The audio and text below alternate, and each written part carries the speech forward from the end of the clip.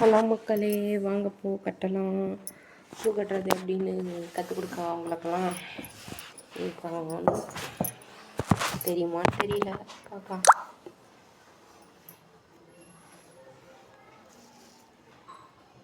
தெரியுதுங்களா? இந்த பக்கம் ஒரு பூ வச்சு இப்படி கட்டணும். அடுத்து இந்த பக்கம் 4 பூவு, ஆப்போசிட் சைடு 4 பூ. இது வந்து காகட்டான் பண்ணுறதுனால எங்கள் ஊர் பக்கம் 4 நாள் வைப்பாங்க. அதாவது சேலத்தில் இதை வச்சு இந்த மாதிரி மலுக்கு போடணும்.